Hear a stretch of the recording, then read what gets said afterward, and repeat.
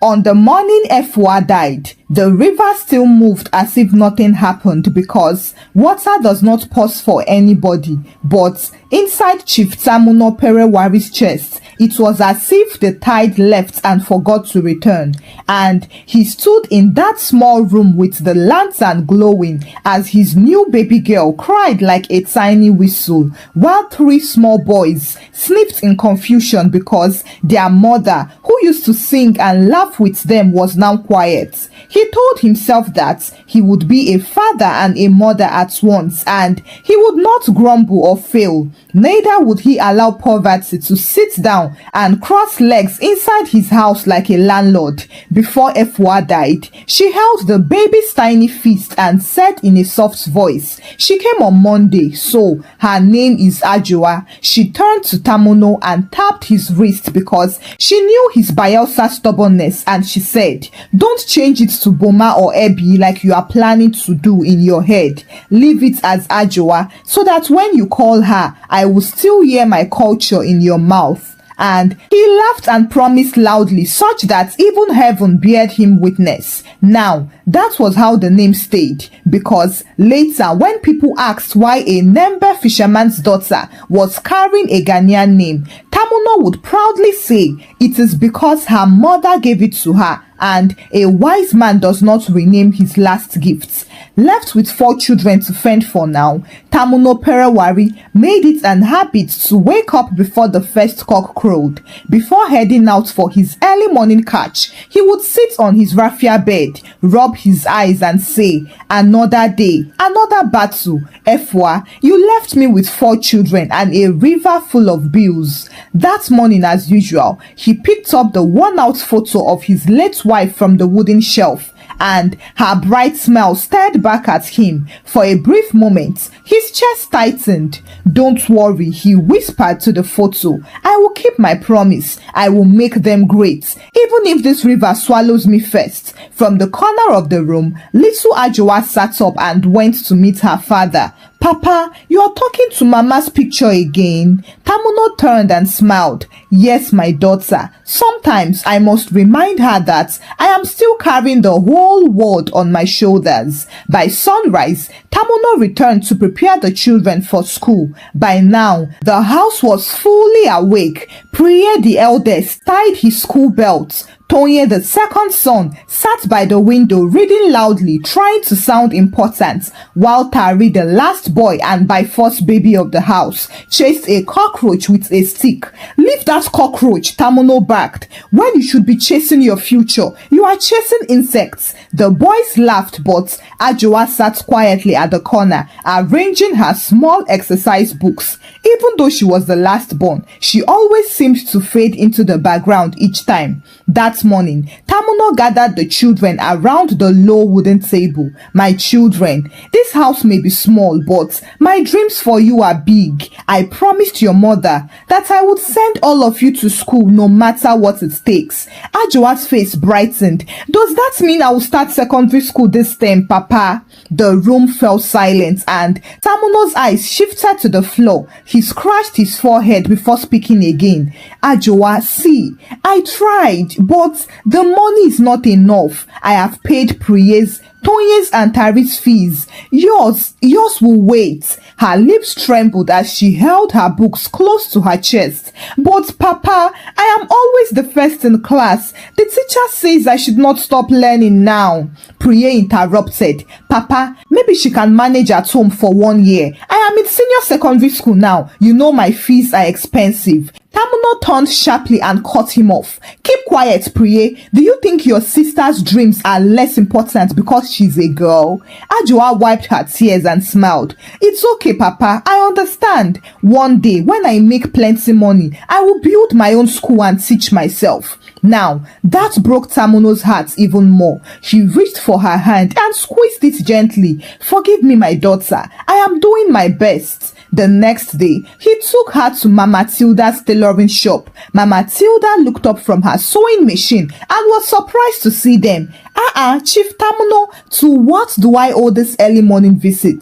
Tamuno placed a hand on Ajoa's shoulder. Mama Tilda, I brought my daughter to learn. School will wait this year, but her brain must not sleep. Please, teach her tailoring. I'll pay whatever I can. Mama Tilda sized up Ajoa from head to toe. Small girl, can your fingers hold a needle without poking your eyes? Ajoa nodded quickly. Yes, ma, I will learn fast. I want to be the best tailor in Bayelsa. The older woman smiled and said, Good, if your spirit is strong, I will make you my star apprentice. Ajoa's face lit up for the first time in days. At least, if she couldn't go to school, she could still keep her hands and brain busy. That evening, Tamuno returned to the river bank where his canoe waited. The sun was setting over the water and he spoke to it like an old friend. You hear me, River Nun? You must give me fish tonight, oh. These boys need books and this girl, she needs a chance. He pushed his canoe gently into the water and rolled into it. It was with this zeal and determination that Tamuno continued until he saw his elder son Priye through the university. He kept up with the struggle with the hope that very soon his children would stand on their own and come wipe his tears. As expected, the day Priye graduated from the University of Port Harcourt was supposed to be the happiest day of Tamuno's life. For years, he had carried the boy on his back, paying his fees, skipping meals and rowing his canoe into the deep river even when the waves threatened to swallow him alive. Priye was his first son, his pride, and most importantly, the one he believed would change the family story. That morning, Tamuno wore his cleanest white senator, the one Efua bought before she died. He ironed it so much that the seam almost disappeared. Ajoa teased him. Papa, you are shining like a new coin today. My friend, respect yourself, Tamuno replied, but he couldn't help smiling. This is history. Today, my son is wearing gown and cap. Tomorrow, we too will wear new life. They traveled together to Port Harcourt in a crowded bus that rattled as if it wanted to scatter on the expressway. And all through the ride, Tamuno sang an old Ijaw folk song, drumming his fingers on his thigh. He looked out of the window and muttered to himself, Efua, you see, we are doing it. At the ceremony, when Priye walked across the stage, tall and confident in his black gown, Tamuno clapped so hard that his palms burned and he shouted across the crowd, That is my son, my Priye Perewari, first graduate of my house. Afterward, they gathered under a tree outside the campus. Tamuno opened the small cooler he had carried all the way from Yenogwa. It contained jollof rice, fried fish and some bottles of Fanta he had bought on credit. It wasn't much, but he spread a cloth on the grass and served everyone with pride. Eat, my children. This is the beginning of our celebration. Tomorrow, we will eat meat the size of pillows. Priye smiled, but his mind was already far away. He spoke little, answered questions with short replies and kept looking at his phone. When Tamuno asked, So, my son, what is the next step? Priye casually replied, Don't worry, Papa, I have plans. That night, back in Yenogwa, Tamuno lay awake, smiling into the darkness. Now, things will change. My son will take us higher. However, that change came in a different form. Within 3 months, Priye got a good job in Abuja, and at first, he called every weekend saying, Papa, don't worry, I will send something next week. But next week became next month, and soon, the calls reduced. Then, they stopped completely. Tamuno would dial his number at night, sitting under the mango tree outside their house, pressing the phone close to his ear. Most times, Priye wouldn't pick, and even when he finally answered, he would say in a rush, Papa, I am in a meeting, I will call you later. But the later never came. Ajoa noticed how her father started sighing more often. Sometimes, she would find him staring into space, fiddling with the corner of his wrapper, and thinking. One evening, she sat beside him. Papa, you are thinking again. Tamuno forced a smile. No, I I'm just resting my eyes. Is it because of Priye? She asked. Tamuno hesitated and then he sighed. I don't understand, Ajoa. I carried this boy on my back to school. I rode through rain and thunder just to pay his fees. I thought he would remember me. Ajoa placed her hand over his. Maybe he's just busy. I believe things will change. Tamuno nodded slowly. Yes, I believe so too. He's finding his feet. My son will come back for us. But deep inside, his heart had started bleeding silently. However, all hope was not lost. After all, Priye was not his only son. He still had Tonye and Tari, and so, after Priye's silence, Tonye became Tamuno's new hope.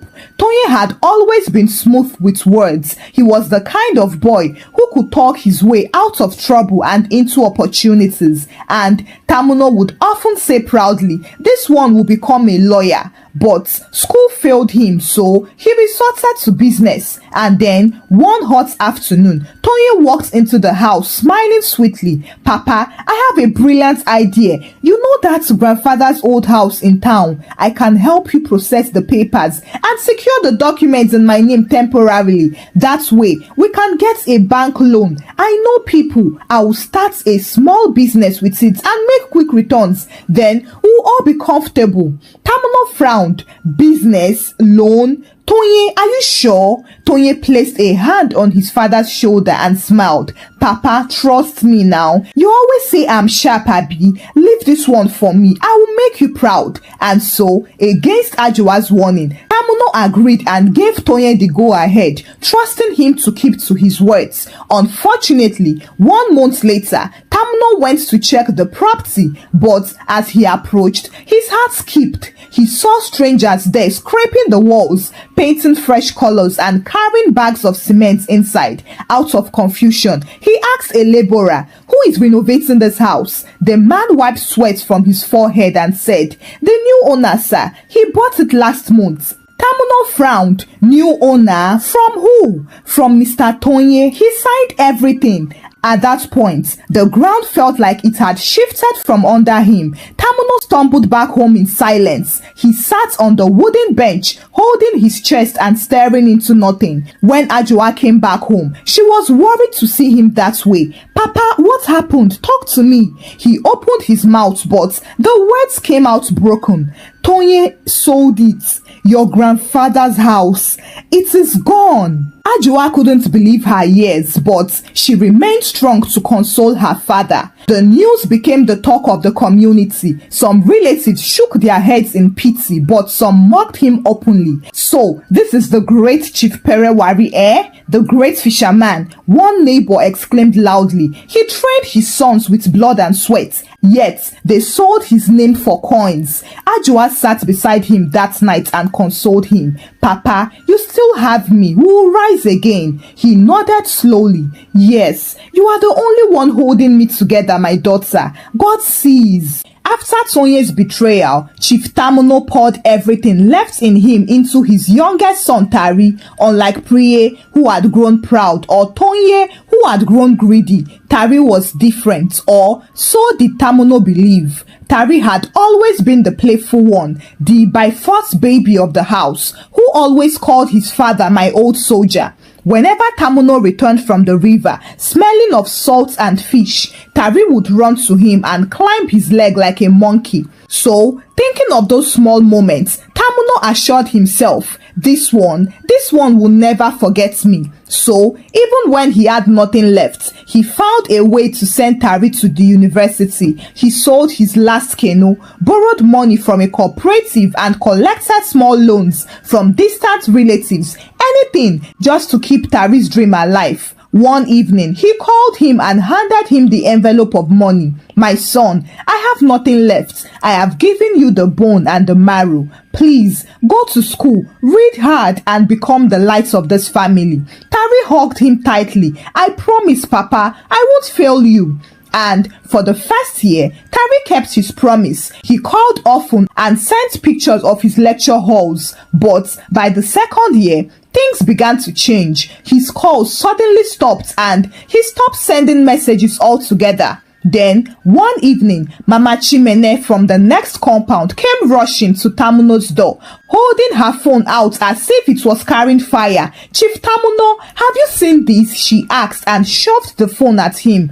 On the screen was a video showing Tari, his own Tari, dressed in a bright red wig with heavy makeup and a glittering crop top, dancing in front of a nightclub. Across the video was written, "Princess T, Lagos hottest new cross-dresser." Tamuno froze in shock. "No, that's not my son. That can't be him." But the internet has no mercy, and it also doesn't lie. It did not take long before pictures, videos, and gossip flooded social media. Within hours, people in the community were gossiping behind his back. "Have you heard? Chief Tamuno's son, the one in university, he is now a woman." Chai, so all that money for what? To buy wigs and lipstick? Chai, humiliation wrapped around Tamuno like a wet cloth. He stopped going to meetings and even stopped leaving the house. That night, he locked himself in his room, holding Efwa's old photo to his chest and crying,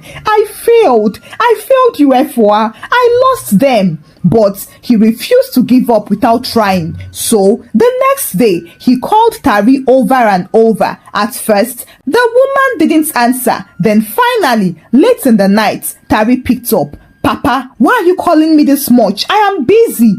"Busy doing what?" Tamuno demanded. "I saw the videos. Tari, my son, come home, please. Stop this thing. You are my last hope. Don't disgrace me like this." On the other end, Tari kept quiet and then sighed. "Papa, this is who I am now. If you can't accept me, then stop calling." And just like that, the line went dead. Days later, when Tamuno tried again, the number had been blocked. That night, Ajua found her father sitting on the floor staring into darkness. "Papa." Tamuno looked at her with his swollen eyes and shook his head. "They are gone, Ajua, all of them. I gave them my life, and they left me with shadow." She sat beside him and held him. "No, Papa, you still have me." And she was correct, because while her brothers drifted away in the wilderness, Ajua was building herself. After dropping out of school, she had taken the tailoring seriously and learnt fast under Mama Tilda's guidance. Within 4 years, her name began to spread across Yenogwa as the girl who could make any cloth sing. Customers loved her because no matter the fabric they brought to her, Ajua would transform them into dresses that turned heads. She was not just sewing, she was creating magic. By her mid-20s, Ajua opened her own small boutique, Ajua's Touch, on a busy street in Woji, Port Harcourt. She worked late into the night and slowly built a loyal customer base. One sunny afternoon, a young businessman named Mensan walked into her shop. He was tall, soft-spoken, and came to repair a torn suit jacket. But instead of just a quick fix, he spent hours chatting with her, fascinated by her calmness. And after that day, he kept coming back, sometimes with clothes to fix and other times just to see her smile. Within a year, they got married, and on that day, Tamuno wept openly as he walked her down the aisle. However, unlike her brothers, Ajua never forgot where she came from. Even after marriage, she still visited her father every weekend. She paid his bills and sent him money whenever she could. Sometimes, Tamuno would refuse stubbornly. "Keep your money, Ajua. I don't want my daughter feeding me." But she would smile and give him the money anyway. "It is not feeding, Papa. It is love." Unfortunately, Tamuno's health began to fail. The stress of betrayal, humiliation, and endless thinking had eaten deep into his body. Sometimes, he even forgot to eat, and the sons who once promised to lift the family name were nowhere to be found. Priye was lost in Abuja. Toye's number had stopped going through, and Tari, well, that one was living a life his father couldn't understand. At first, Ajua thought it was just exhaustion, but one evening, after a heavy rain, his body finally collapsed. He had gone out to buy garri from a nearby kiosk, but halfway back, he stumbled and fell into the muddy roadside water. The rain kept pouring on him, and people shouted, Chief, are you okay?" but his lips only moved slowly. Efua, I am tired. By the time Ajua arrived, drenched from head to toe, her heart nearly stopped when she saw him lying there. Papa, oh God, Papa, she screamed and knelt beside him. Somebody help me, please. Two neighbors helped carry him into her car and she drove him straight to the hospital. At the hospital, the doctor examined him and told her, your father is suffering from high blood pressure, malnutrition, and stress-induced exhaustion. It seems he has been carrying too much pain for too long. Ajua sat outside the ward, holding her head in her hands. She thought about all the years her father had suffered, how much he sacrificed, how lonely he must have felt, and how the very children he trusted the most had abandoned him. For days, Tamuno remained in the hospital. Sometimes he would open his eyes suddenly and ask, where are my sons? Ajua would pat his hand and say, rest, Papa. I am here. I am not going anywhere. Somehow, word reached Priye that his father collapsed, but he sent a short message to Ajua. I am busy. I will check when I can. As for Tonye, when he got the message, he read it but never replied. Tari read the message but ignored it and immediately posted another video of him online dancing in a bright blue wig with Princess T flashing across the screen. None of them came. On the fifth night,